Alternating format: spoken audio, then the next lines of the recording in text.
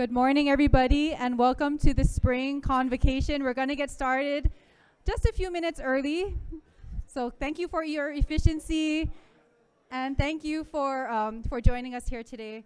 We're going to get started with Mele Honouliuli, and after that, I'm going to introduce Interim Associate Vice Chancellor for Academic Affairs, Kamania Graham-Tutt, and she's going to be presenting the Ho'oia Aina.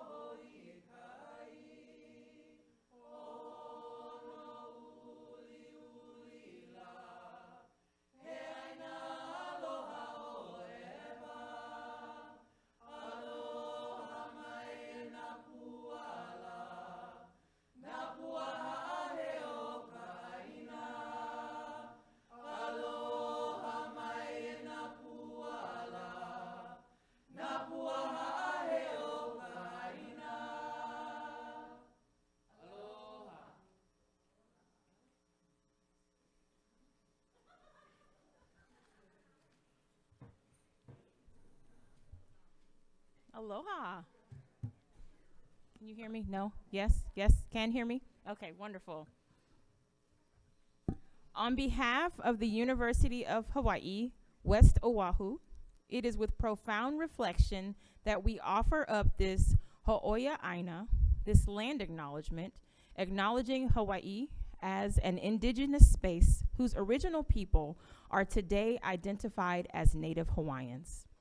The University of Hawaii, West Oahu, aligns with the University of Hawaii's commitment to foster the well-being of all our students within an indigenous lens through academic and social processes throughout a 10-campus system-wide transformation we call Hawaii Papa o Ke'au. With much aloha, I, Kamania Graham-Tutt, Interim Associate Vice Chancellor of Academic Affairs at our University of Hawaii West Oahu campus, offer up this land acknowledgement to welcome all gathered in this apua'a we call Honouliuli in the Moku of Ewa within the Mokupuni of Oahu. This is Hawaiine, a koi a aloha.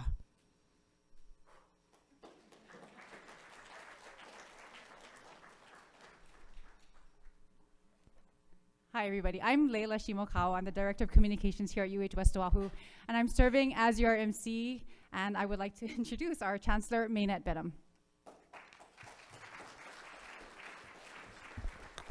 Aloha, everyone.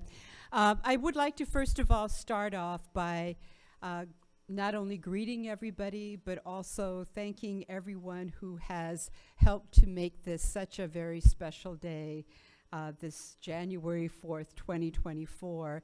So mahalo to Leila, mahalo to our student services, and to Manu, to Kamania as well for opening.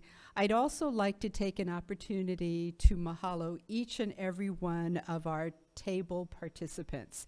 I hope that you all had an opportunity to visit with them, as well as put your little beads in their cup, because they too are competing for 3 prizes. So mahalo again to Humanities for your participation today. Thank you so much. Thank you very much for the social sciences, all the social science faculty that participated as well. To our folks from MNHS, mahalo to you. Mahalo also to our Native Hawaiian Student Services back there for participating. And some of you had an opportunity to visit with our new Mapuna Labs. Wave your hands over there. That's wonderful as well. And our new Pu'eo programs. Did I kind of catch everybody? Who did I miss? Oh, I missed Kamani, I'm so sorry. I missed our student scholarships. So thank you so very much for presenting all the student research as well. Also, just a shout out to all of the OVCAA staff. Thank you for checking everyone in this morning. They're also going to be doing a lot of counting of beads, from what I understand, in preparation for our after the presentation awards. And I'd like to thank our IT folks as well, and my staff. They're responsible for all the snacks that you've had this morning and for your bento lunches this afternoon. So yay for our food people as well. So thank you again to all of you.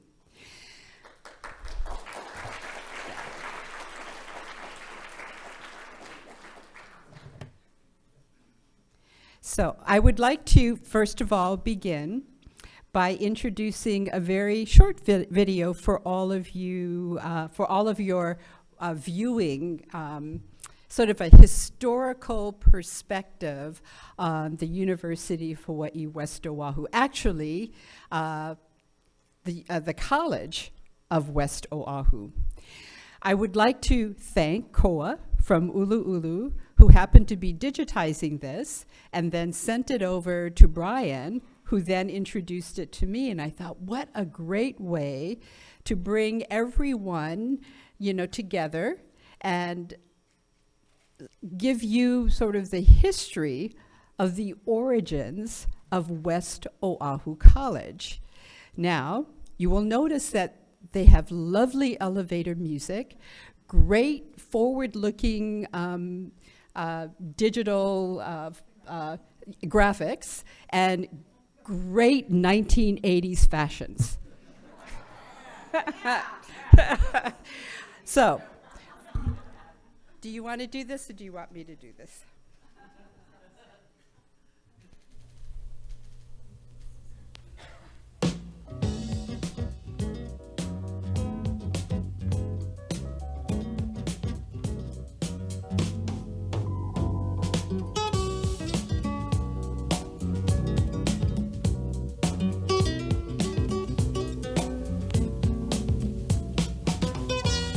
Like most public institutions, there is quite a history to the development of West Oahu College. However, let's try to compress that story and just hit the major points. Actually, the idea for a second four-year college was born on the UH Manoa campus in January 1966.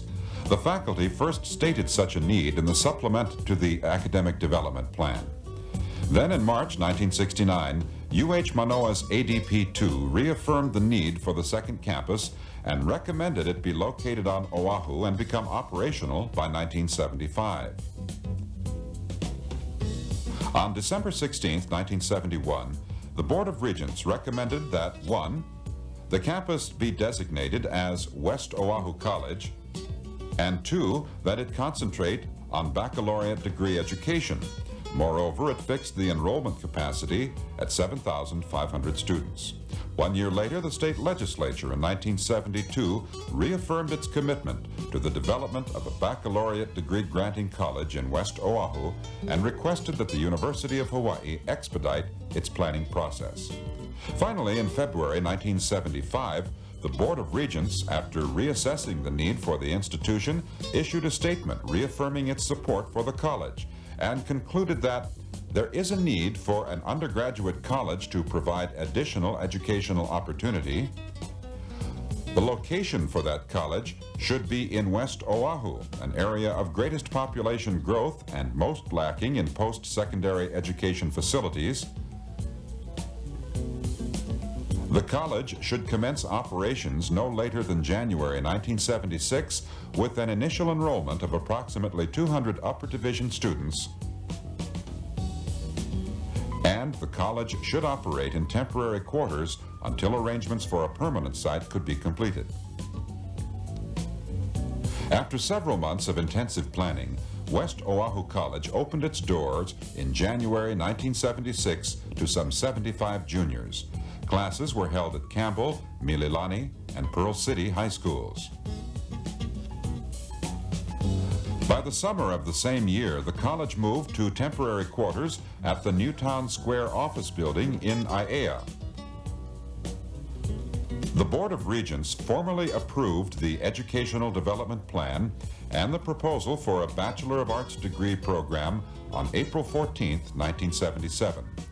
These documents called for the BA degree in 3 areas of concentration, namely the humanities, which includes history, English and philosophy, the social sciences, which includes psychology, sociology, economics and political science, and professional studies, which includes public and business administration. The area served by West Oahu College comprises more than half of the land area of Oahu. It extends from Fort Shafter and Salt Lake to the north shore of Haleiwa Wailua and the Waianae Nanakuli coast. Major population centers besides the military bases include Aiea, Ewa, Mililani, Waipio, Waipahu, Makakilo, Wahiawa, Waianae, and the second largest city in the state, Pearl City. In this area, there is currently only one community college, Leeward, as compared to UH Manoa, 2 community colleges, 2 private colleges, and several proprietary schools in the Honolulu area. The rapid urbanization of West Oahu is evidenced by the large population increases of recent years as seen in the recently completed federal census.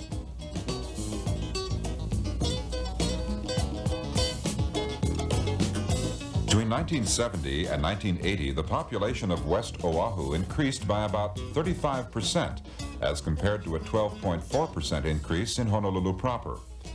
In 1980, West Oahu had approximately 36% of the entire population of the island of Oahu. Further evidence of the shifting population trend on Oahu is revealed in public school enrollment reports. For the next 5 years, public school enrollment in K through 12 in the Honolulu district will be declining significantly, while that of West Oahu, which is almost double that of Honolulu, will be increasing slightly. In addition to the traditional college-going student, West Oahu College consciously seeks to increase accessibility to those who have somehow been unable previously to take advantage of a baccalaureate degree program because of rising commuting distances or costs, fear of a huge multiversity, conflicting work schedules, responsibilities at home, and other reasons. The approximately 370 juniors and seniors enrolled in the various programs are a striking reflection of this policy of consciously promoting accessibility for students of all ages, backgrounds, and needs. The student body represents a broad range of age, race, socioeconomic, occupational, and educational backgrounds. We have the wife of an Army captain on duty in Korea, a retired colonel who served in Vietnam, and a former Olympic bronze medalist in diving, as well as recent Leeward Community College graduates all enrolled at West Oahu College. The great majority, or about 80% of the students, are from the Leeward Central districts of West Oahu. The rest are from Honolulu and the Windward districts. About 1/3 of West Oahu's graduates thus far have been accepted at other graduate schools. The college underwent a full-scale accreditation self-study in 1980-81 and received a full 5-year accreditation in February 1981 from the Accreditation Commission of the Western Association of Schools and Colleges, with an interim visitation scheduled for November of 1982, something rare for a college without a permanent campus. In the late summer of 1981, the college moved to temporary quarters on the Leeward Community College campus as a result of a recommendation by the administration, approved by the Board of Regents, and funded by a $180,000 grant from the legislature. 2 portable buildings of approximately 3,600 total square feet were constructed for administrative and faculty offices with library, cafeteria, classroom, student center, and other facilities being shared jointly with host Leeward Community College. The transition was expedited by joint faculty administration committees and proved to be very smooth. Approximately 370 upper division juniors and seniors are now enrolled, and the plan is to utilize the Leeward facilities for at least 5 to 6 years while continuing the search for a permanent campus site. Meanwhile, the college will continue to hold the line as strictly an upper division school with juniors and seniors only, while developing a long-range plan for implementation of a freshman-sophomore level program when permanent facilities become available. Plans for a permanent campus have been delayed pending acquisition of a suitable site. Originally, plans called for the construction of a campus on donated agricultural lands located at Ewa Honouliuli. As a matter of fact, a preliminary complex development report dated April 1977 and an environmental impact statement dated December 1977 were completed by consultants hired by the university. But while these reports were still under review, the governor, in his State of the State message in January 1978, stated that he opposed the construction of West Oahu College's campus on prime agricultural land. Nevertheless, in the same message, he explicitly reaffirmed his support for the concept of a 4-year college in the Leeward area. As a result of the governor's position, all plans for the acquisition of land at the previously selected Ewa site have been suspended. The Board of Regents reaffirmed its previous position on a 4-year campus for West Oahu College and directed the university administration to look into alternative sites more acceptable to the state administration.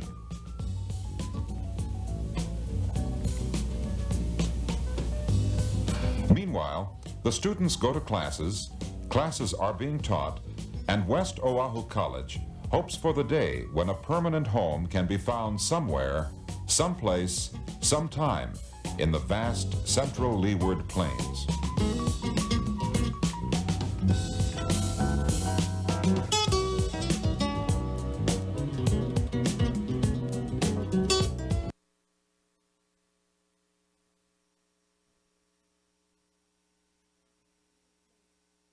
"30 years later, here we are.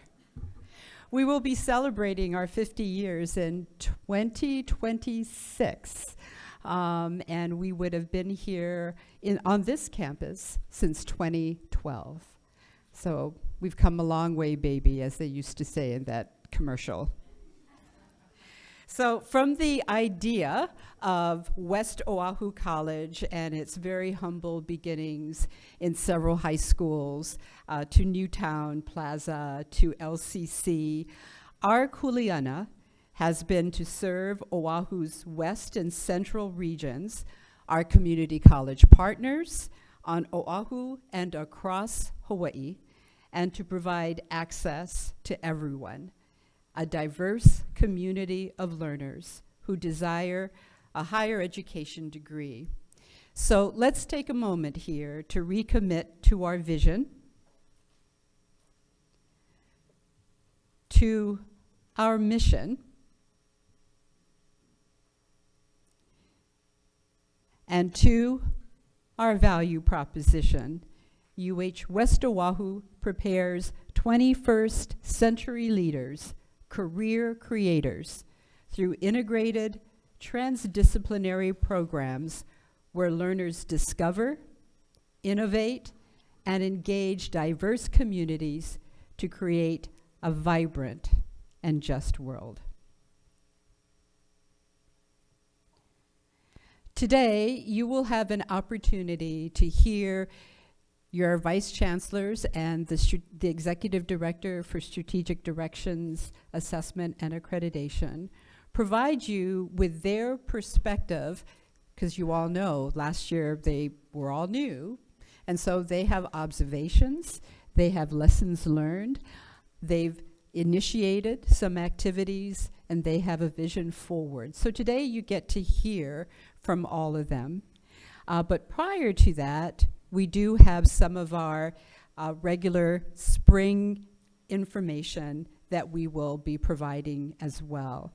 We will be going through UH West Oahu by the numbers. This is put together by John Stanley and our Institutional Research Office. Because John is not here today, I will be going through these slides fairly quickly. But if you check the January Peahi Lono, you will have seen that we've put up the PowerPoint easily accessible to you. Some of you might have already breezed through it, so you have a good deal of that information.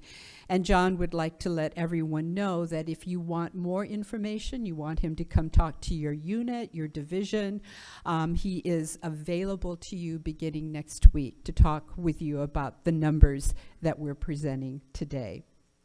We will be ending our presentation with just an overview and a look forward, and then you're off and running to a wonderful spring 2024. So first of all, we would like to welcome some of our new faculty and staff, and also current faculty and staff who now are in new positions. So when I read your name, if you could come up, get a lei, and take a photo, we'd like to commemorate this really happy day. So Nicholas Mitchell, a Student Services Specialist. Sean Palafox, General Laborer. Melinda Lee, Secretary with OVCAA. Robert Bogatz, our University Security Officer.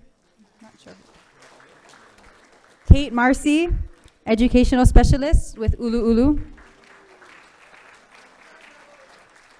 Wendy Takahashi, Student Services Specialist. Catherine Burke, Educational Specialist. Royce Tanoy, Admin and Fiscal Support Specialist. Now these names should sound familiar. Leana Marie Alejado, Student Services Specialist. Kimberly I, Administrative Officer. Kim might be outside helping to set up for the lunch. Hoku Kwan, Assistant Specialist. Lindsay Roberts, Educational Specialist. And I have two names who are not on here, but I apologize sincerely. We forgot to name you during our fall convocation. So I'd like to call up Sullivan Agno, our Building and Grounds Custodian.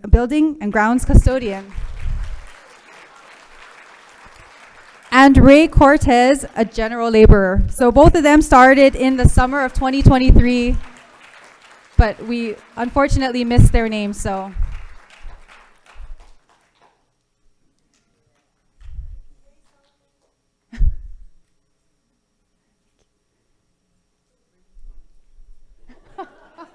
Hoku, you're tall against everybody.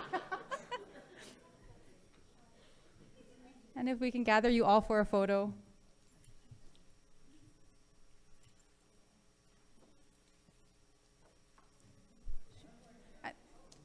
Sorry, can we get one more with all the vice chancellors, all of our executive team, please? Be nice.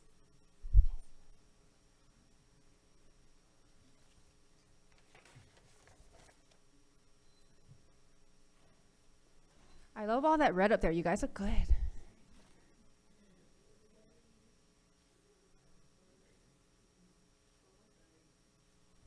How about another big round of applause for our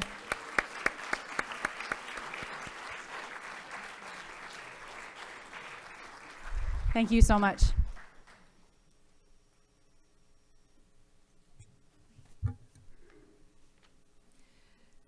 Some information for everyone, just an overview. Usually during the spring convocation, we do the financial presentation, but what we decided to do this past year was actually to do it separately.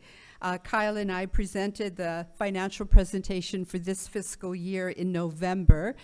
We made both the PowerPoint and the video available to you. If you would like to see it, it is also attached to the January copy of Peahilono, so you can view that there. I wanted to just give you an update on the University of Hawaii Systems Strategic Imperative Initiative. You will be hearing a lot about this over the course of the 2024, as there are committees that are campus across the system. Every campus has a representative who is on a different committee for each of the 4 strategic imperatives. The imperatives are very quickly: fulfill kuleana to Native Hawaiians and Hawaii, develop successful students for a better future, meet Hawaii's workforce needs of today and tomorrow, and diversify Hawaii's economy through UH innovation and research. Now, if you are interested to learn more about these imperatives, what they mean, how they are being operationalized, all you need to do is go to the University of Hawaii System homepage, and on the far right banner, on the far right, you'll see strategic planning. You just click on that and you'll get all the information there. The University of Hawaii West Oahu strategic imperatives do actually align with the University of Hawaii System imperatives. This coming spring semester, Dr. Jessica Miranda and all of our assessment coordinators are weaving together both the program assessments that you are doing, including our professional program assessments and our accreditation efforts, and aligning them not only to UH West Oahu strategic imperatives, but soon the University of Hawaii System imperatives. So stay tuned throughout the course of this year, and we hope that next academic year we can bring you all up to speed. Right, Jessica? Yes, thank you. Some special events for you to keep in mind. As you all know, we start classes on Monday, first day of instruction, January 8th. And this month, January 18th here, we will be hosting the Board of Regents meeting. We usually do that every January. On January 31st, we are hosting the Asian Pacific International Scholars Symposium.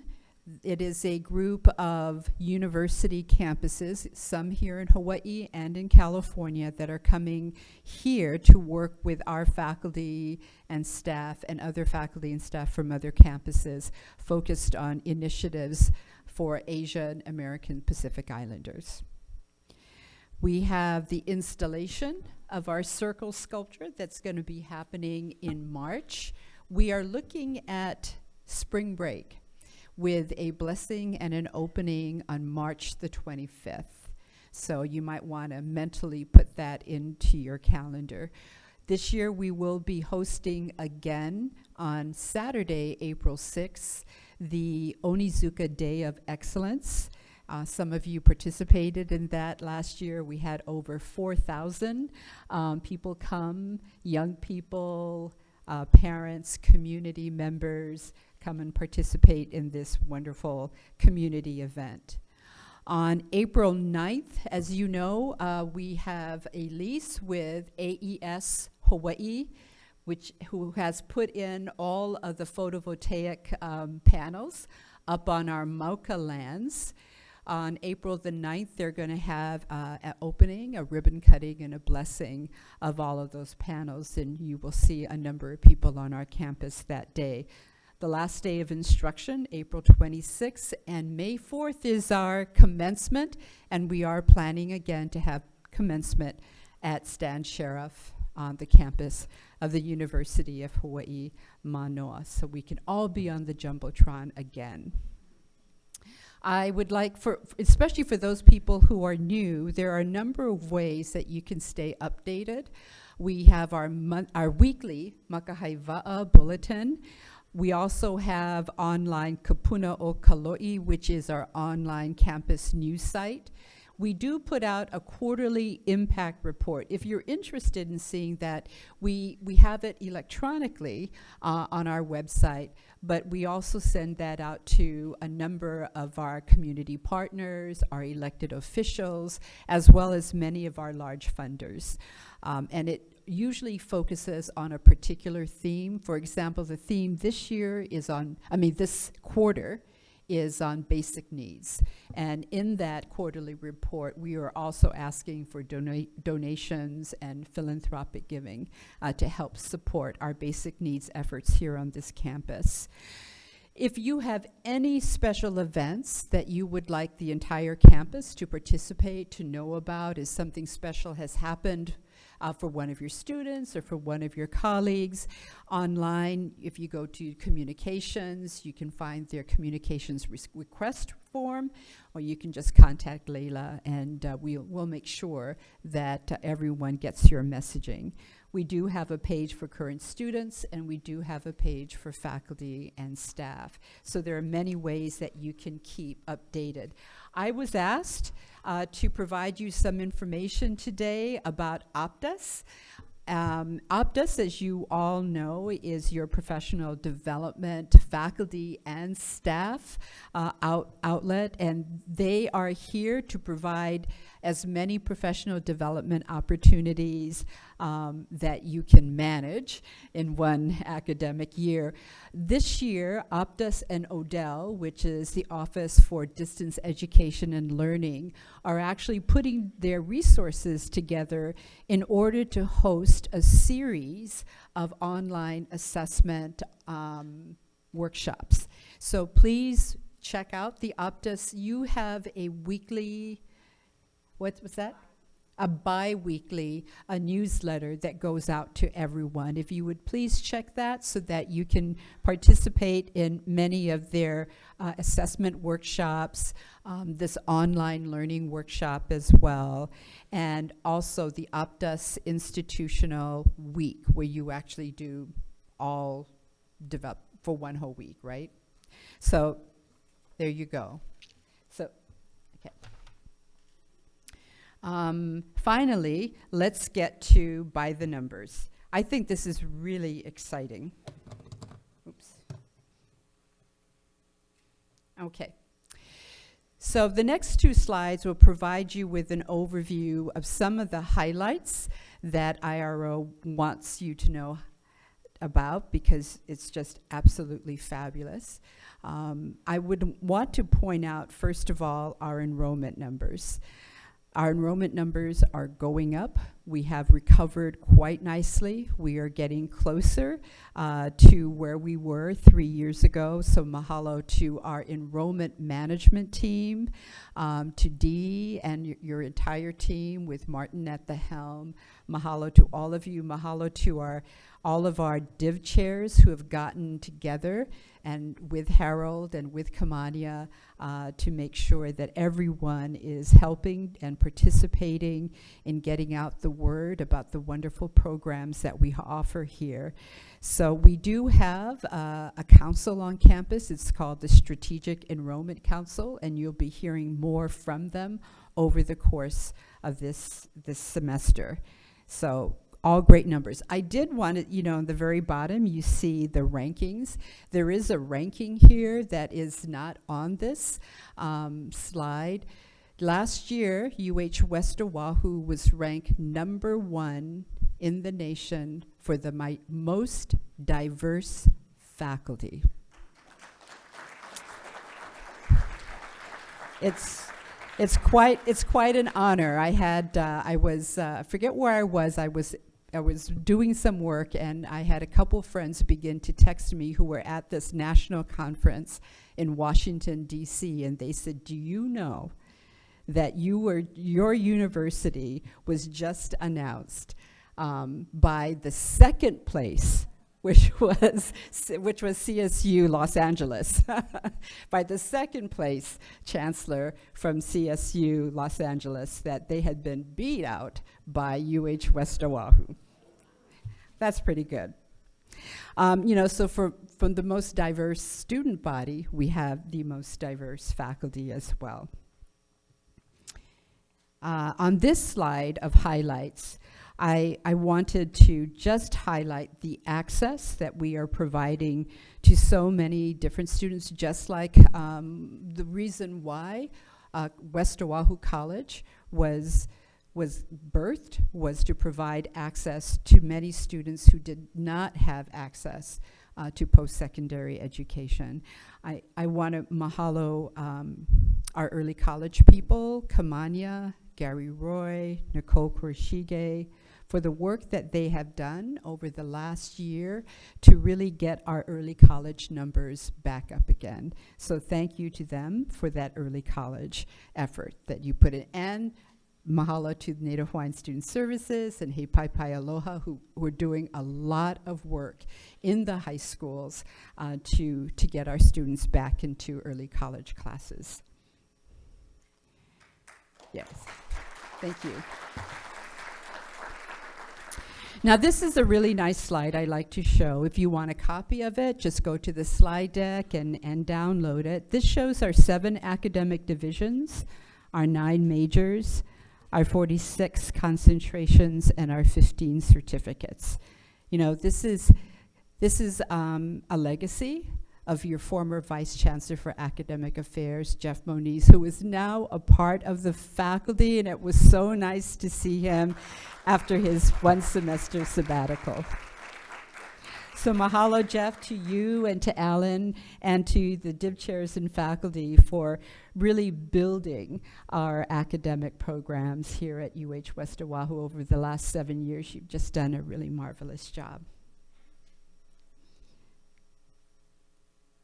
Now, this is a screenshot of Quick Facts dashboard. You can all access it. There's the online on that URL there. It's a highly interactive and visual site, and this is how a lot of the institutional research office designs can be accessed. They do a number of infographics like this that can be integrative and interactive as well, and putting all of those things together from our campus fact book. Our fall 2023 data shows the breadth and the depth of the diversity of our campus. So our 2 largest racial ethnic groups on campus are Native Hawaiians and part Hawaiians, 28%. It's the highest in the system. And Filipino, 23%, second highest to LCC. 11% of our students are actively residing on neighbor islands. 30% of our students are 25 or older, and the average age is 26 years old. 2 out of 3 of our students are transfer students, and 9% of our students are veterans. So applaud yourself for such a wonderful job of working with a diverse community of learners. Here is our enrollment and degree awards slide. It's a 5-year trend data. Enrollment on the left, degrees on the right. Some takeaways. We have experienced a 10% decline in enrollment since our all-time high of 3,168 students at the height of the pandemic. That was fall of 2020. Our enrollment targets have us returning to 3,000 within the next couple of years, something that the SEC, the Strategic Enrollment Council, is working diligently on. It is important to note here the high numbers of degrees we have offered over the last 5 years, how many people have actually graduated. First of all, the ratio of enrollment to degrees is nearly 50%, which far surpasses our peer colleges.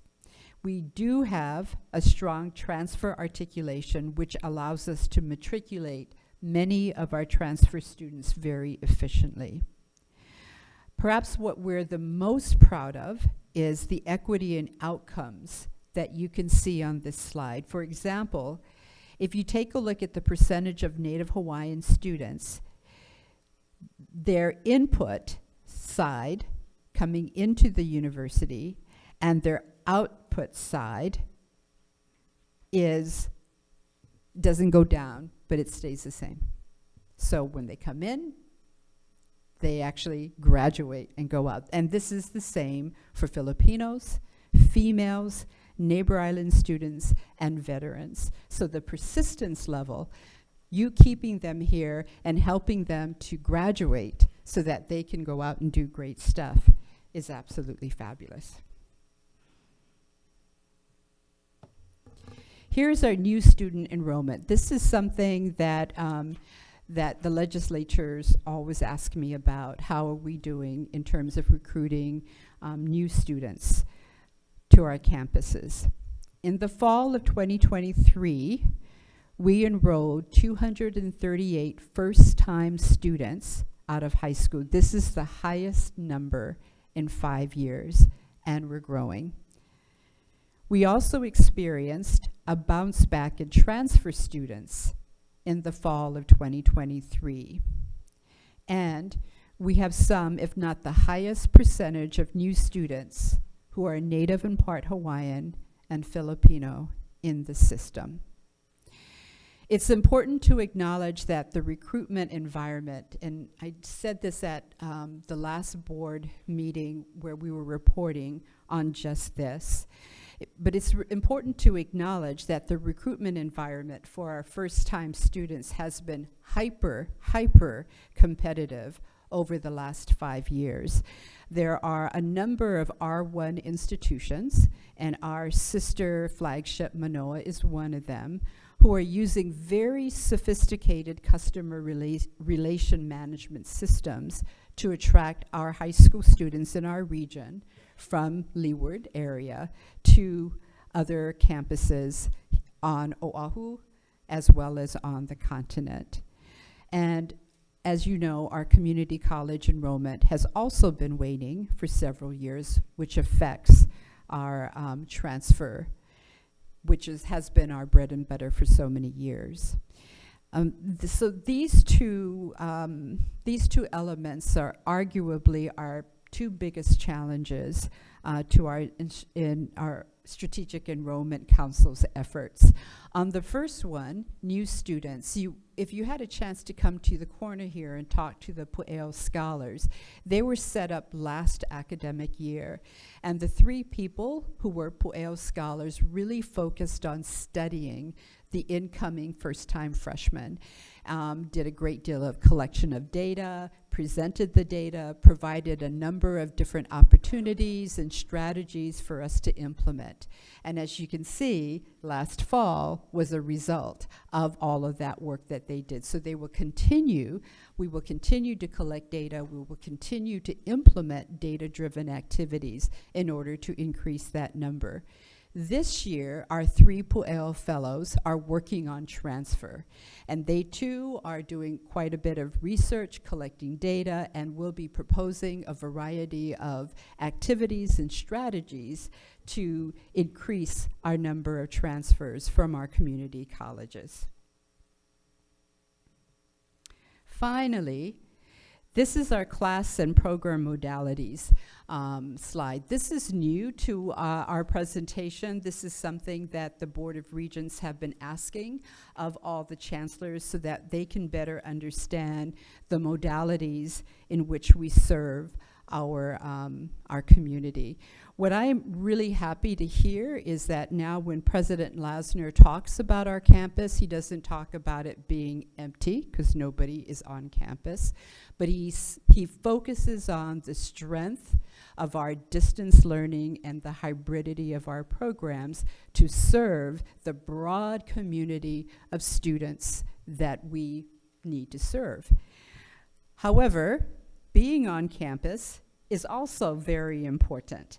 And as you can see here, we have gone from 2019, then you have the COVID years, and then we have the recovery years.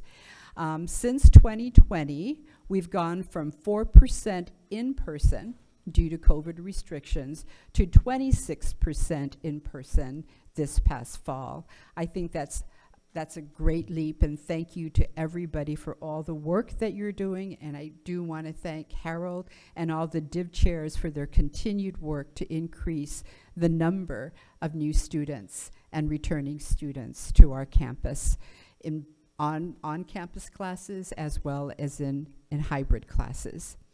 The line graph that sits on top of this bar chart shows the growth in distance education programs since 2019. So it speaks to some of our strengths.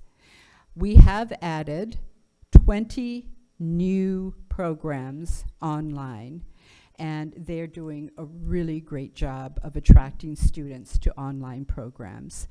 I do want to go on record and have you hear me say that our commitment is to be accessible to all learners, but it does require us to reflect on what the proportion of online, on-campus hybridity is. This is a very fluid learning curve, and we hope to learn more about where that balance, or if there's such a thing as a balance or proportion, you know, where that stands for us as a regional institution serving statewide needs.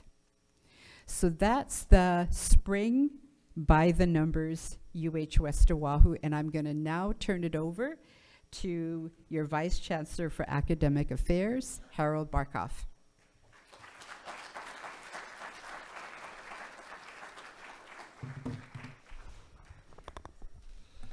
Aloha mai kako. I would like to start by inviting you to trust me for a few minutes, okay? I would like to invite you to sit in an extremely comfortable position. Can you hear me? This is not really high up. Can I put him? In an extremely comfortable position, whatever you need to do to be very comfortable. The next step is, if you feel okay with that, please close your eyes. Don't fall asleep, just close your eyes. Most of you, I assume, know Laniakea up on the North Shore. If you don't, just picture one of those many beautiful beaches in Hawaii. It's about 6:30, 6:40 in the morning. In your back, it gets a little bit warmer. The sun comes up and it hits your head first because we're on the North Shore. You feel the breeze. You smell the salty water.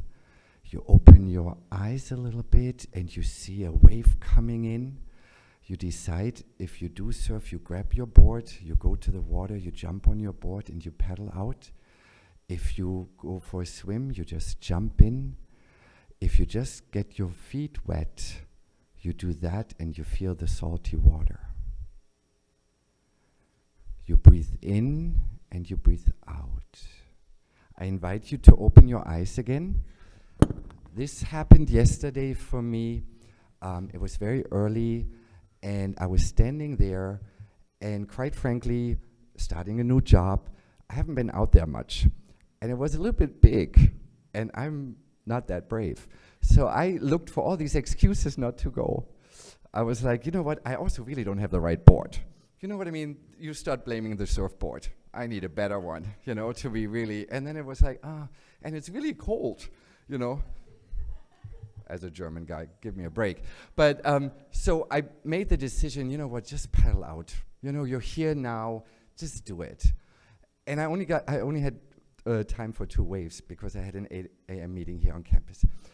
And I only had 2 waves, and the first one came out of nowhere and was this beautiful, glassy thing. And when I was on the beach, I also came up with the excuse, it's not really that nice. You know, it's a little big and it's, you know, morning sickness, they call it on the North Shore. No such thing, the waves are absolutely beautiful. And it made my day. It made my day. I came to campus. As you can imagine, there are a lot of emails coming, a lot of things that we need to solve. But once you have a wave like that, you feel like, you know what, let's take it step by step. And so I wanted to start, and I'm telling you that because I want to start by saying thank you for showing up. Sometimes it's about showing up. I know this is not a great time. We just had all this holiday stress, and next week all the classes start. So everyone is so busy. but you probably had so many excuses ready to say, oh, I'm not going to go. Why would I have to listen to this German guy? So, but you came, you showed up. And that is such a big step. I hope you find maybe a tiny little wave today, talking to your neighbor or something that makes it well worth your effort to be here. So mahalo for being here. That's a big part I wanted to let you know. The other part is Chancellor asked us in 3 slides, and very quickly, and I stop myself so I don't talk too long, to say what we learned.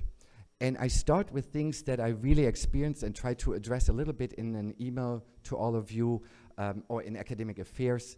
The sense of aloha, such a sense that I feel is such a part of this campus in our community, that goes into the Kuleana to be really here for the students first in our community. There was such a sense of that, and it's not just so exciting for me to see that, but it's so humbling, because I'm so grateful that you guys allow me to be part of that. It is such a special thing, so mahalo for letting me be part of that. And that all is grounded, especially our academic parts, as the Chancellor showed us, is in our values that are based on Native Hawaiian knowledge. And so I got such a sense of that. That's what I learned. And that everything that we do is really based on working together. We are not in this alone. Sometimes it feels alone, though, when you sit by yourself at the office and then no one is around. But there is this spirit of we working together. We wield the paddles together. We're in one canoe, we're paddling forward. And we're not just sitting there waiting for puka in the canoe and it's all huli or sinking. So that's what I learned and so appreciate. The other things that I learned from a lot of feedback that I had got from you is about different processes and how we might be able to address them and improve them. There's always something changing. So, you know, can we become clearer? Do we have policies, guidelines? There might be a puka in some of those areas and we need to fill it by coming up with guidelines because there are new issues that we never have seen before. And now we need to find ways to that. So that goes into some policy and guidelines that we want to and need to create. A big thing that I heard is the need and the more efforts towards transparency. People are asking for that. And sometimes that can be painful because then you realize, wow, why is it over there in this situation, but we don't have that support? You know, there was a lot of that addresses equity issues. So this is something that I learned that we can always improve on that. And I make it really a commitment to that, to learn, talk, be honest with each other, and then trying to get solutions.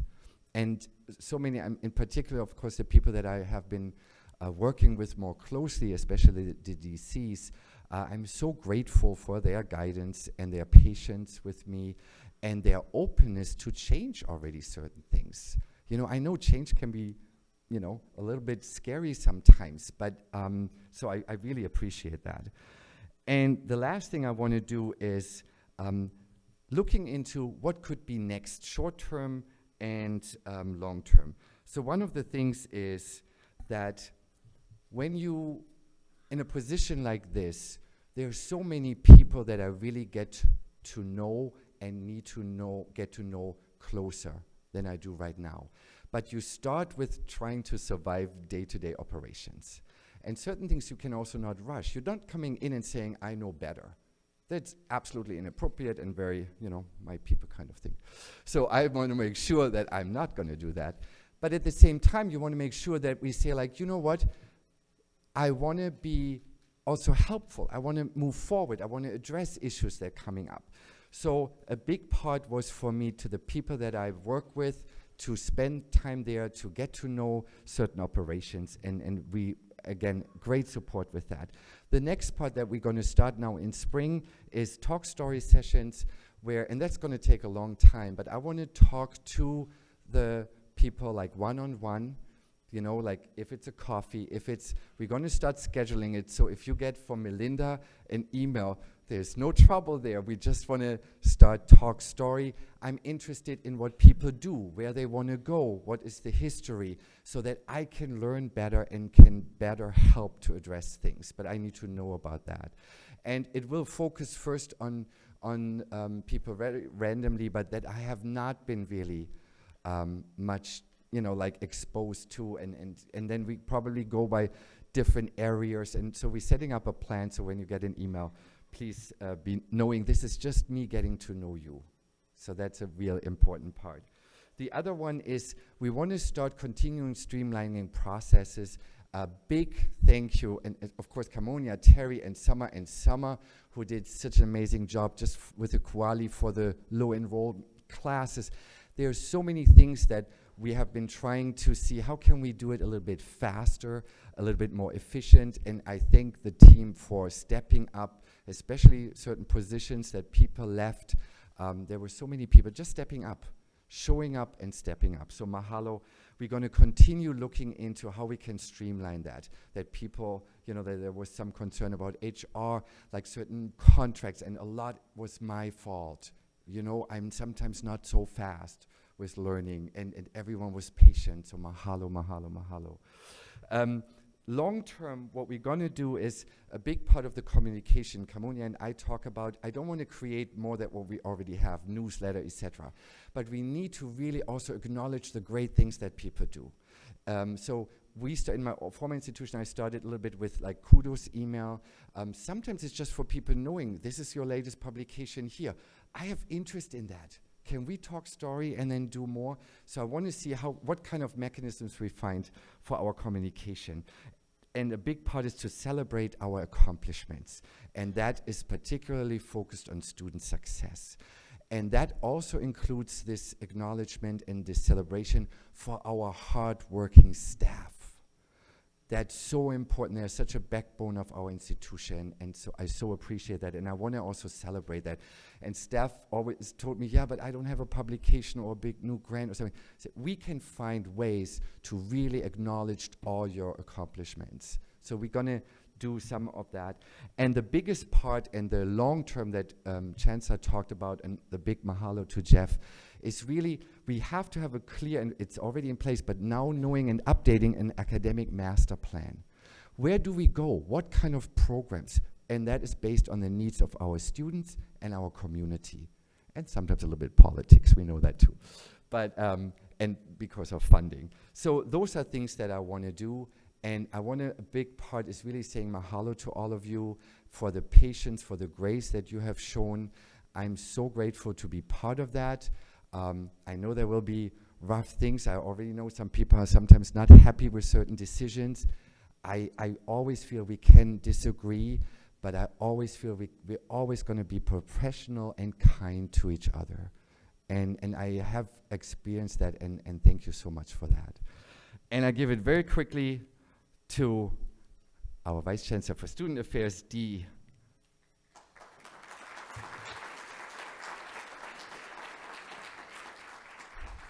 Thank you, Harold. He did us do some meditation, and now everyone's like ready to fall asleep. All relaxed, right? So I think the first thing, I feel like Harold and I have the same speech, and we didn't even confer with each other. We had to just put it together, and I'm like, gosh, that's what I'm going to say. I should have gone before you.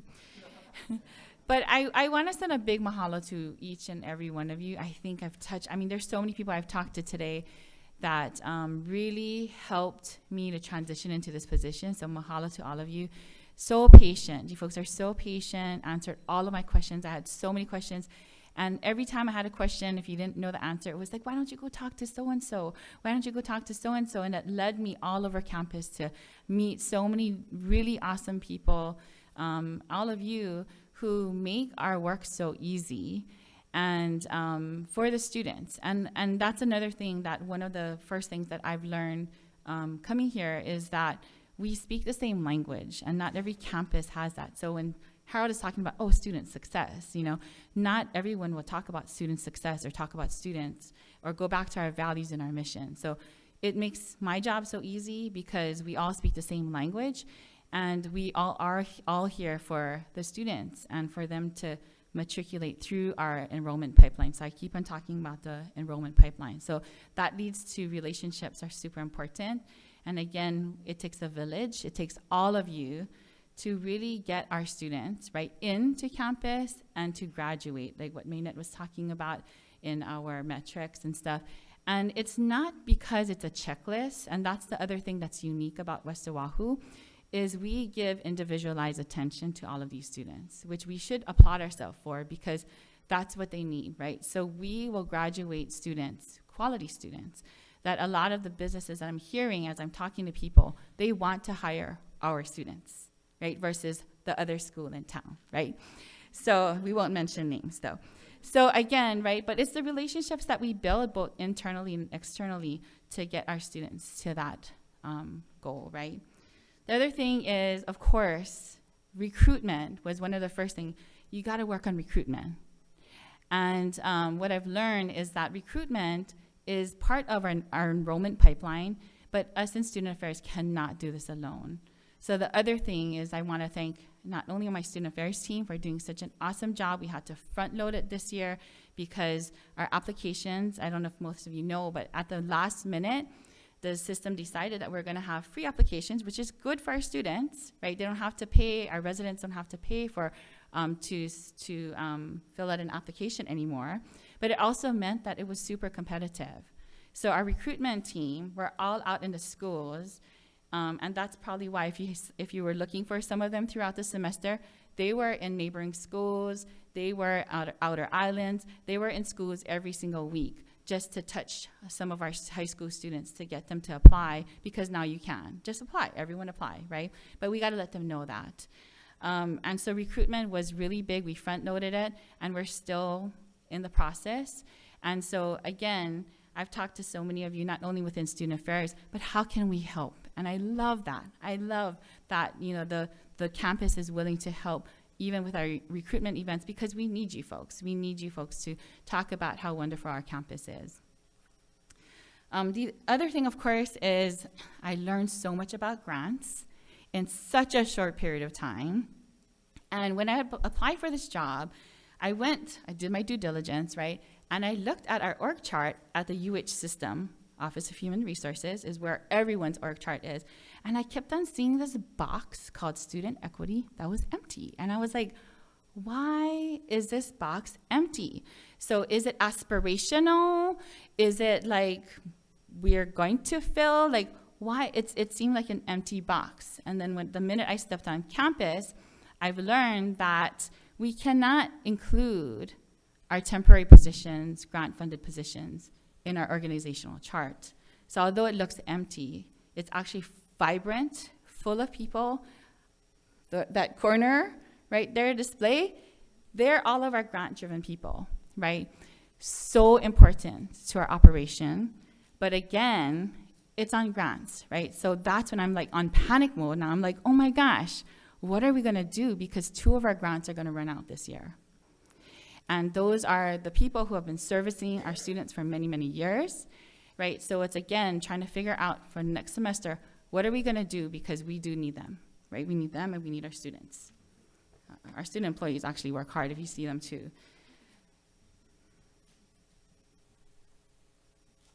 So more learned.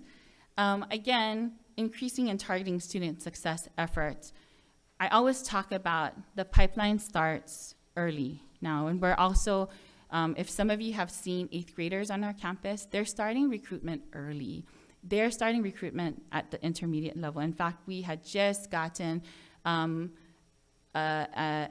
request for our intermediate school elective teachers to come and do a campus visit, because they also want to do academies. So they're starting in Waipahu Intermediate School doing academies, and they want to do a tour over here so that our neighboring teachers also know what we do, but also how do we partner with them. And they're starting early now. They're starting at the intermediate level. So again, when we talk about pipeline, I think there's a misnomer because people think that it starts like high school. It actually starts way from the K6 arena, just to raise awareness that this is an opportunity. College is really an opportunity for you. And how do you get there, right? Because everyone can do it. But again, it takes effort, right? The other thing, again, was we really had to, again, shore up our recruitment efforts, and we're revisiting what that looks like. It's super competitive. But again, what I learned too, right, whereas there's two different types of recruitment that we're looking at. One is, how do we get our students back on campus?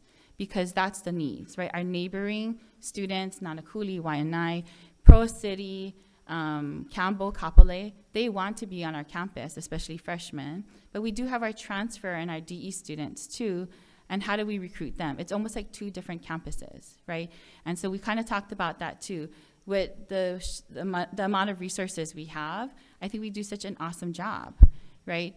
This year, our focus really was getting our students back on campus, getting our freshmen back on campus. But again, how do we work on our DE students too? Because that's really our niche. I think we do such a great job. I mean, we talked about it since in the 1970s, right? We had transfer students back then.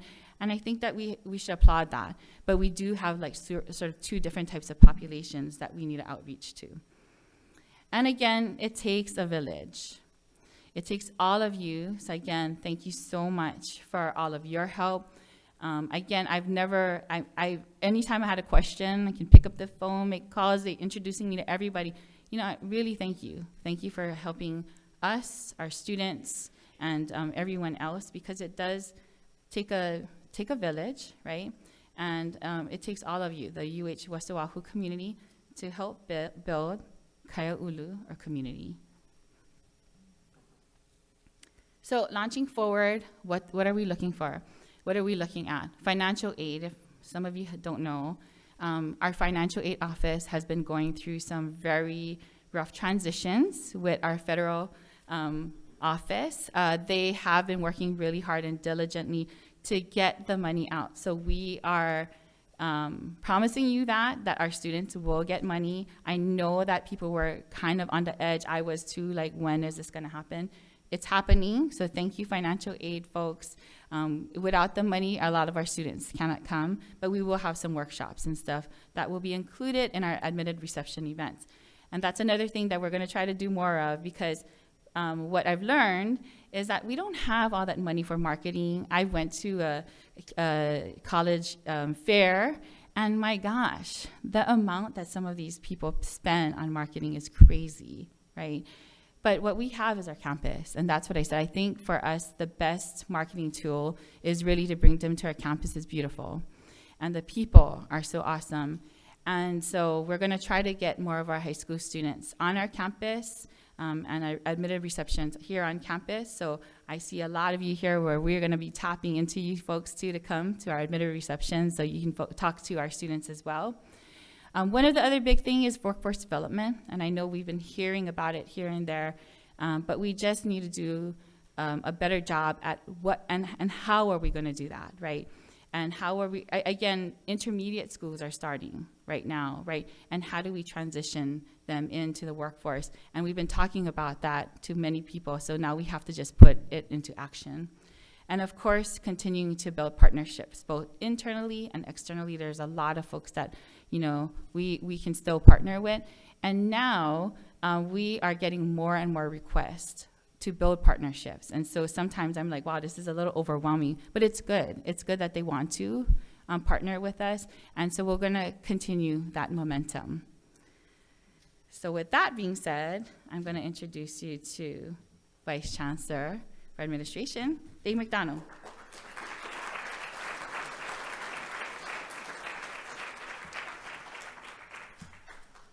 So I feel like the old grizzled veteran compared to my peers who've been here 6 months, because I've been here 11 months. And so big difference in experience. Actually, my colleagues have done a wonderful job of really setting this conversation up, and they talked about their observations about the people. And that's where I want to start, because like my colleagues, I've been at multiple institutions, and what struck me on day one, actually when I interviewed, and I interviewed on a day in which we didn't have a lot of students on campus because we were just getting out of COVID, but it was clear to me that the students were the first and center focus of everybody I spoke with.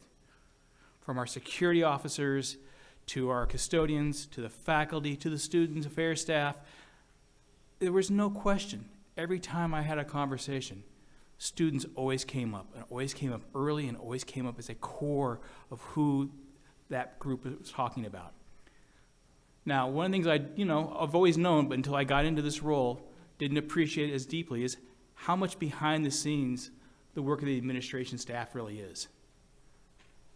And if we're doing our job, quite frankly, most of you shouldn't have to think about us. If the air conditioning is working, if the power's on, those are things we take for granted. Those don't happen by accident. They happen because folks are really on top of that all the time. If the grass is cut, if the buildings are clean, if the bills are paid, those are things that we do behind the scenes in support of the academic enterprise, in support of the student learning. And they're things that, quite frankly, I don't want us to worry about. They're best if we're done quietly but done efficiently, and that's what I found here. Like the faculty, like the student affairs staff, like the chancellor's office staff, folks were coming to work every day doing their job. Now, my folks, some of them are here at 6 in the morning, about the time some of us are waking up. They're here at 6 in the morning. They leave earlier because obviously their day starts earlier, but they get their work done quietly and the noisy stuff done before the rest of us show up so they don't disturb what we do in the day. They clean the buildings, they do the lawns, they do great work, and I'm really proud of the work they do. They're here 24 hours a day keeping the campus safe. And that's an increased challenge with the train station and the rail station, everything else here. We know more people are coming here, more events. Well, that creates, again, pressure points, but the folks are doing it seamlessly, and I'm grateful for their work, and I'm grateful for your collaboration with us in doing these things. You tell us what needs to be fixed so we can get it fixed. You tell us what's missing so we can work on those things. So that communication has been very, very important. And I really am grateful for all of you and how well you work together with us. Now today, we have budget challenges. We're like 90% of the universities in the country. Budget is a major concern.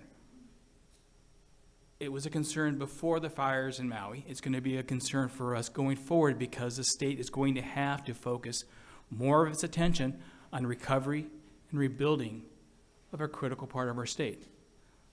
The budget didn't grow in the state, so we know as funds are being diverted there, they're going to come from other places.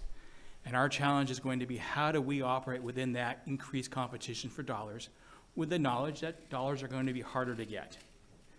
I want to give you some examples, though, because, again, we talk about what we do behind the scenes, but I want to kind of pull back the curtain just a touch. Auxiliary services, the folks who you all work with this to get a room, or when you have Anazuka Day or any of these other large events, John and his team are, working behind the scenes to secure rooms or catering or custodial support. 687 events in 22-23. Think about that. It's only 365 days in the year. So on average, they're almost doing 2 events a day. And then you take out Sundays when we generally have no events. They really are doing at least 2 events a day on average. Some of them are huge, some are small, but they do them seamlessly. IT, another thing we don't worry about until it doesn't work. Over 600 million cyber attacks in 2023 occurred on our campus, and every one of them was defeated. That's not done by accident. That's done by diligence, hard work.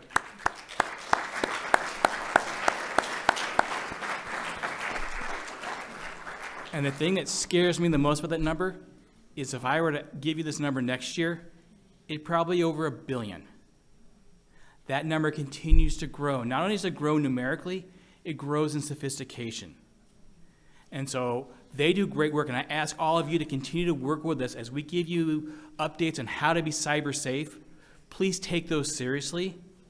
2 of our campuses in the system had cyber attack problems that are costing them millions in terms of additional labor or lost data or other things. Millions that we can't afford to use in that area. We want to spend them on our students. So please take that part seriously. As Dee mentioned, enrollment is critical. It is absolutely critical. As we look at how we're funded, it's 2 streams, from the state and from our students. Yeah, there's other little funds in there, but the majority of our money comes from those 2 areas. So it's in our best interest to do everything we can to help Dee, to help Harold, to help all of us keep our students here and bring more students here. We're all part of the enrollment picture. Every time we interact with a student, we have the opportunity to have a positive interaction with them or a negative. And those interactions influence their enrollment decisions. More people on campus. I love the fact that we have people on campus again. that really creates an energy. It creates a vibrancy. So every time we can be here on campus, we should be. And I recognize some of us are working remotely. We're doing a lot of great distance ed stuff. But one of the core areas of what we do is that face-to-face, person-to-person. And it really makes a difference. So what are we looking on in the future? We're trying to find more ways for administration to be a value-added partner to all of you. Try to find ways to streamline our processes, to make them more friendly so that you spend less time scratching your head, looking up things, and things become more intuitive. We want to have things where we're working together. And I know some of the paperwork is burdensome. Some of the processes are challenging because we're going through both system and perhaps sometimes other agencies and state rules. We are going to continue to figure out how to make it easier for all of you to do the work you need to do so you can be more focused on students. Sustainability. We spend over $2 million a year on energy costs, and that's just going to grow. So the more that we can do to get ahead of that, whether it be by air conditioning more quietly or more thoughtfully in terms of not air conditioning empty rooms, adding PV, having better lights that are LED versus fluorescent, whatever we can do to save energy, we want to do. That's really going to be a part, and it's also part of our Kuleana. Taking care of the land is part of our responsibility. And we want to support more on-campus activities. So the things that you want to do, when Dee talks about, admission events and admitted student events, or Harold wants to do more seminars and academic events, we want to be able to support that. So those are the directions that we want to go. And again, it's all about building that community for the university. And it is now my pleasure to really bring for you a phenomenal talk about assessment. So I know you've been waiting for it. So Executive Director Jessica Miranda will talk about assessment and such.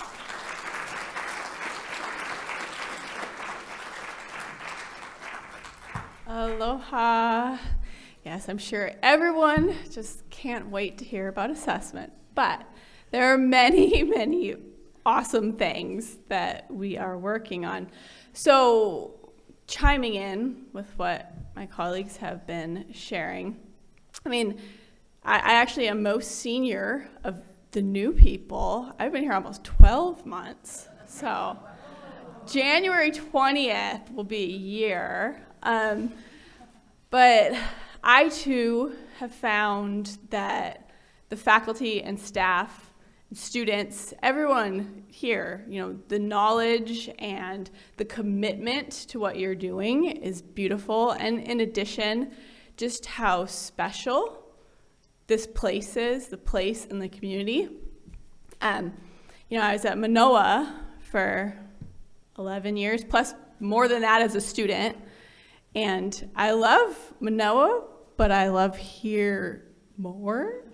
Don't tell everybody over there. But it's just, there is something special here, and I'm thankful for all the work that you all are doing.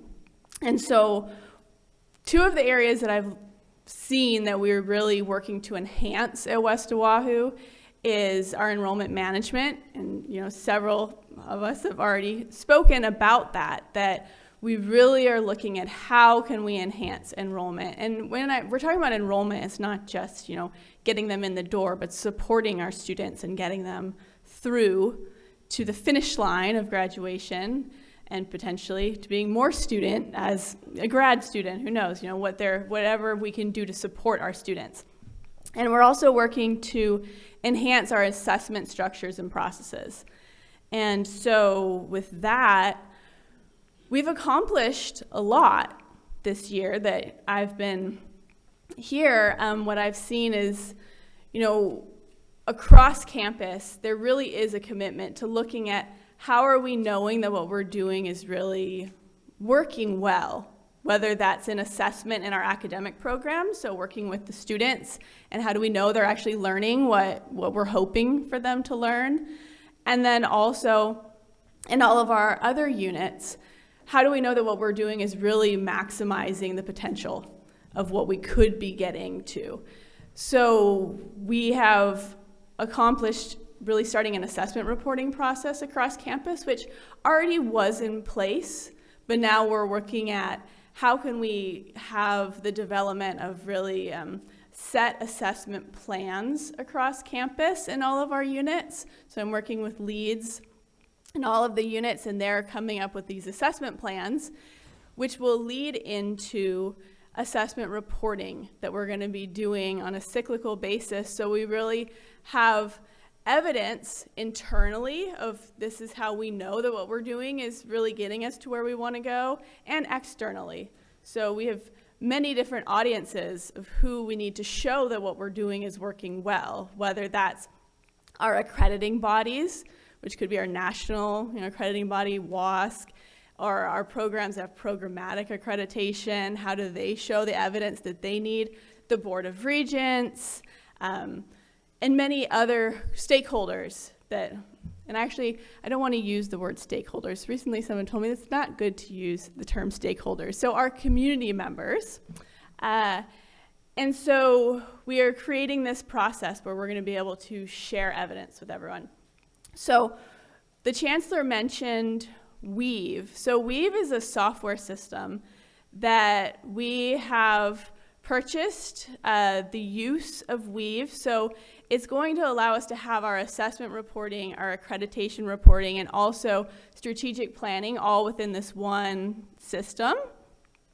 And what that will allow, that's really just a place to go and have our reports, but it will allow us to be able to have better access and transparency of our assessment and accreditation reporting.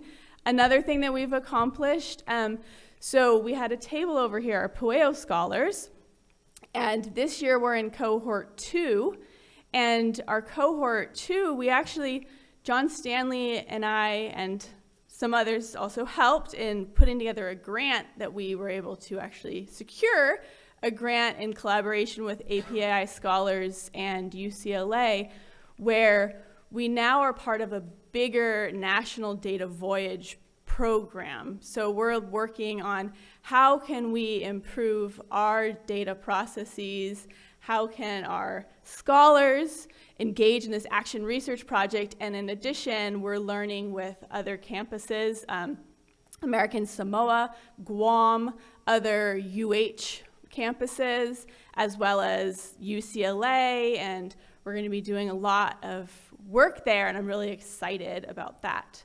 And then the last piece, assessment professional development. So I want to give a thank you to Dr. Manu Meyer and Dr. Kathy Keita, who partnered in offering a PD series, an assessment that we've been doing once a month on Fridays, and we're going to continue that this spring. And in addition to that, Dr. David San Jose, there you are. So he has set up a really awesome assessment professional development opportunity that Chancellor shared about, but I just want to put in another plug that, so the two speakers that he's already arranged, one is Dr. Linda Susky, and if you haven't heard of Linda Susky, she is huge in the assessment world. I have multiple of her books on my bookshelf, and she really knows a lot, not just about assessment, but curriculum development. And she's going to be doing 4 workshops for us, which I'm super excited. So if you at all can attend, you really should, because she's a big name. And then another one, Dr. Phil Dawson, who I am not familiar with personally, but I've heard from David that he also is an incredibly valuable resource for us from Deakin University. So we've got a lot going on, and we've accomplished a lot, and we have a lot more that we can do together this year. So just finally, what are my goals for the year? One is that all of our units submit their assessment reports that they've been creating their assessment plans on, so for that to happen in Weave. So this year, we will have our first, basically our pilot trial of using Weave for our assessment reporting processes. The second is that we're going to be administering 2 national surveys this semester. So one is the National Survey for Student Engagement. People call it NSSE for short. And that is a survey that is administered to all the freshmen and seniors on campus. Actually, my dissertation research was all about the NSSE data over at Manoa. So the NSSE is a really valuable way that we can find out about our students' perceptions of various aspects of their education here. So we're going to be sending that out in collaboration with John Stanley from IR. And then also, we are going to be doing a survey that we're going to send out to all of our faculty and staff. So when you get that, please do take it. It's going to be looking at diversity, equity, and inclusion. And so we want to kind of get a baseline of where are we now, and this is going to be really helpful as we move forward. As you know, we're already identified as we have the most diverse faculty of any campus. That's great. And we also want to be able to provide evidence, as our accrediting body, WASC, now has a standard all about DEI. So this will be a good place for us to gather some information from our faculty and staff. And then third is, in 2022, we had our last national accreditation visit. So one of the things that resulted from that is that we have to submit an interim report in March of 2025, where we say, this is all the things that we are doing in relation to the areas that you said you guys should really focus more on. Enrollment management, assessment, there's a few other areas that they wanted us to be able to report on a couple years after our last review. So that's what we're going to be doing, and we'll be working on that, and we'll share it with our community. Once we have a draft of that interim report ready, we will be bringing it all to you. But yeah, so thank you so much, and I will hand it back over to Chancellor.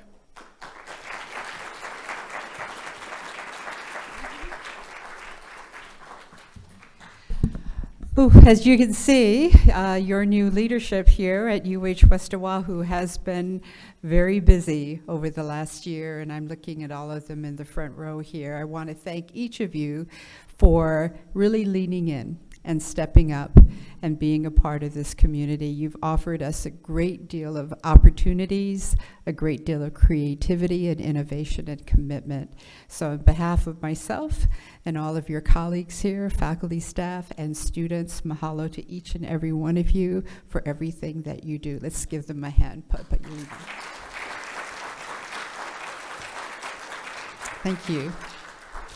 So as you can see, over the last year, we have held true to our core values that uplift and inspire the work we do to meet our vision and our mission. Oops, I think I just lost, there we go, screen, there we go. I want to thank each of you for engaging our Pahuhopu in everything that you do. Over the course of the last 7 years, because I have been here 7 years now, I have seen Kaia'ulu. I have witnessed Hana Lave Lave, taking what you know and really grounding it and making it grow. Malama'aina, Vai Vai, and Po'okela.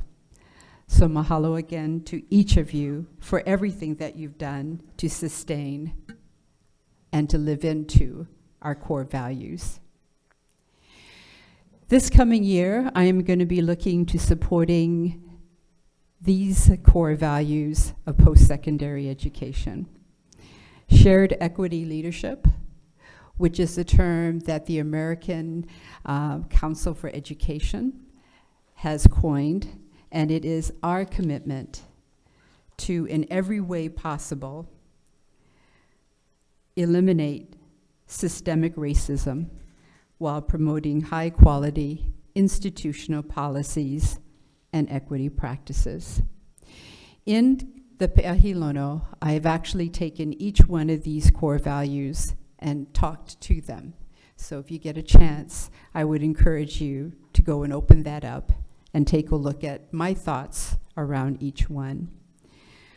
Also, I'm going to be investing in social responsibility, which is a core higher education value that does engage each and every one of us in imparting truth, knowledge, and wisdom in a way to respond to the contemporary conundrums and challenges and needs of the students and the communities that we serve. Again, it's part of our Kuleana. I will be investing in our continued commitment to stewardship. You know, Stewardship is a commitment that each and every one of you made when you went into higher education.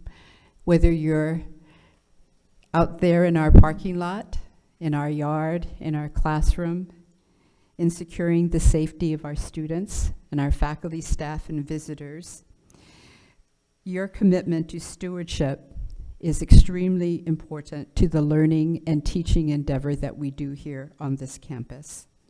So mahalo for that, and I will continue to support activities in that area.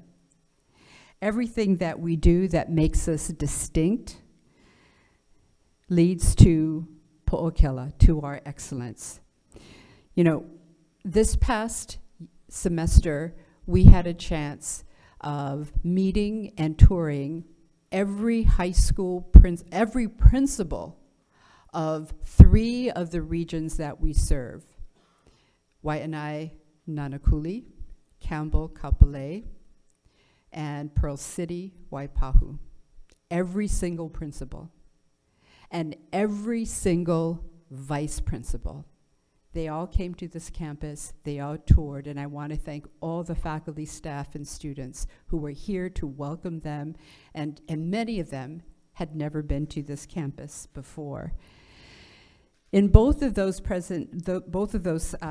opportunities, I shared with them what I had learned as a K-12 teacher and as a leader in post-secondary education, and that is to achieve excellence requires every one of us to tap into our core energy, our core capacities.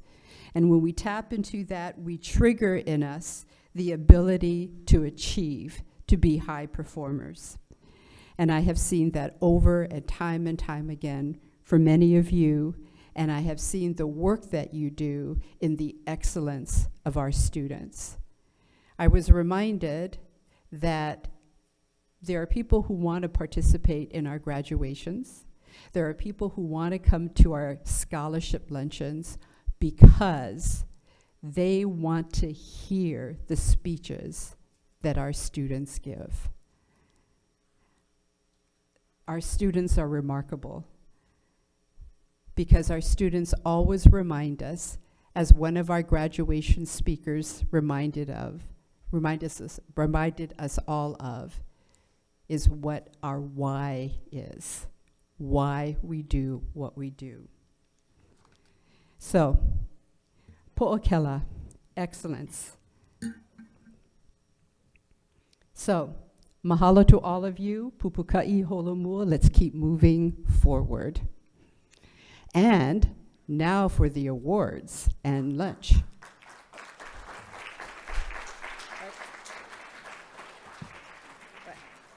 Oh, so we're gonna do that first? Okay, so you know you had beads, right? I know you all had beads, you all voted, and our folks counted the beads to come up with our top 3 tables. Do we have the?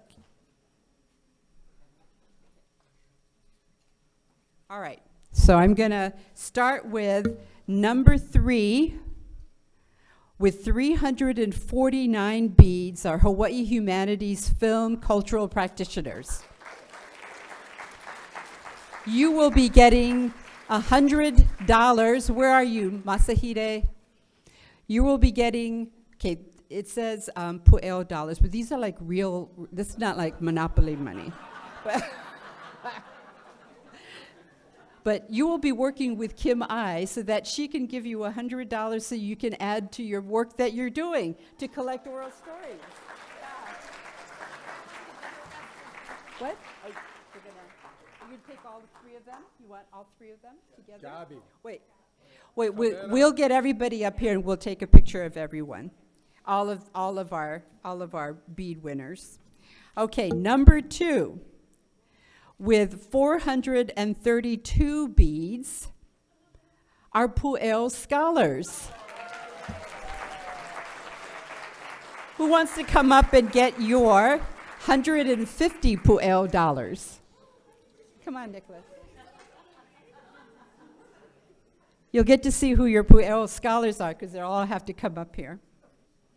And the number one table, according to your beads, with 1,247 beads. Thank you for counting. We are West. So 250, come on, Hoku.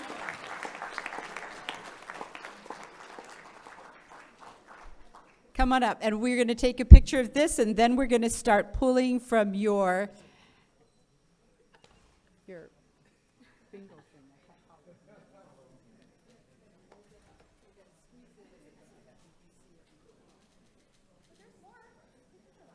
What? That's all right. We'll get more pictures. I'll draw the names, and then you can announce.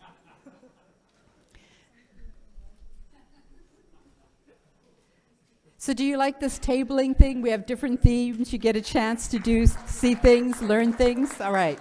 Thank you, everyone. And thank you to everyone for presenting your work. All right. So I'm going to draw.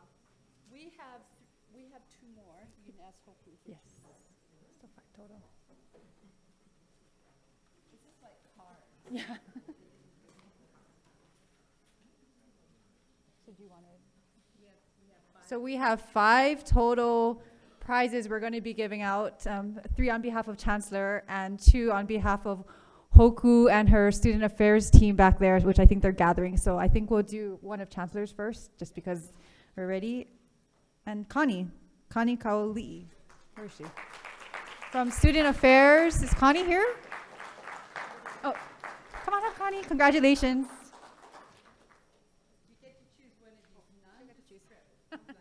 They're really cute bags. What? You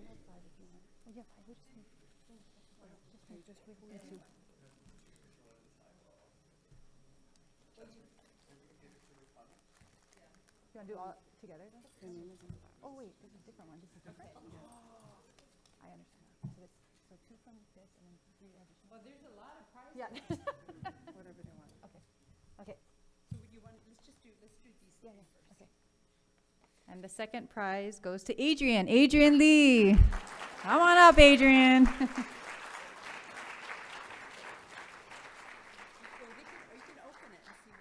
Oh, she says you can open it so everybody gets jealous.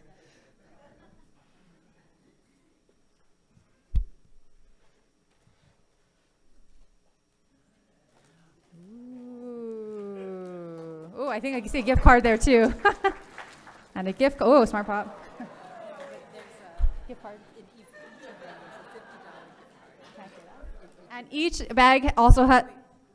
Oh, I will tell you what each bag has after we announce the third one. Kim Compok, sorry. Kim Compok. Congratulations.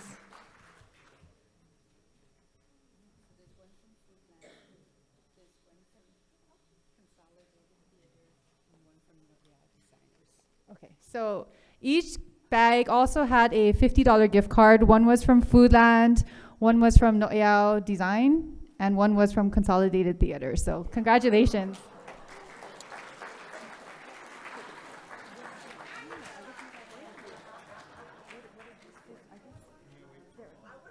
I think this is it, and then Hokugai did, I guess they did a draw. They're doing a draw separate. So you want to do 2 from them.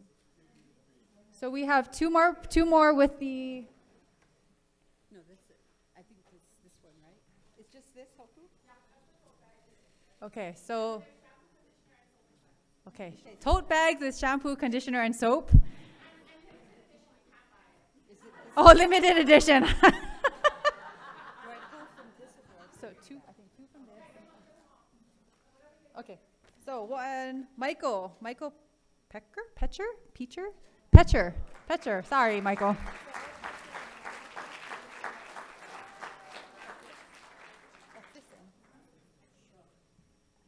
And then while you guys are getting ready, did you guys do tickets? So the orange tickets. It's for these. Grab yours, find yours. Okay. Oh, and it has name on there. Mine has name. And then one more? Oh, then one more from this, and then Daniel Hironaka.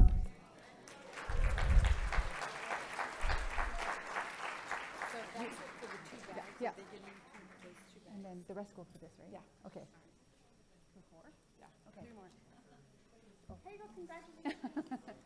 Congratulations. Okay, now the tickets the orange tickets. Yep. You want to do it? Since you're here? No, you don't. Okay. Koa. Koa must be Koa Luke. Koa. Oh, there's Koa. Come, Koa. Oh, you want to draw them?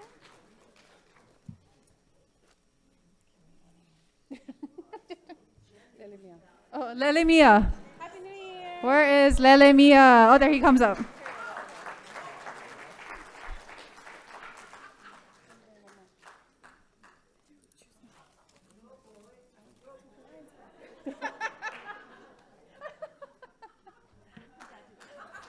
Whoa. Ulu Ulu sleeping. Robbie. Where's Ulu Ulu? Rigged in Ulu Ulu's favor. Okay. So thank you everybody again. This wraps up our spring 2024 convocation. The bento are downstairs in the Naulu Center. So make sure you continue the fellowship that we've started today throughout the rest of the semester, and we look forward to a bright and optimistic future with all of you. Thank you.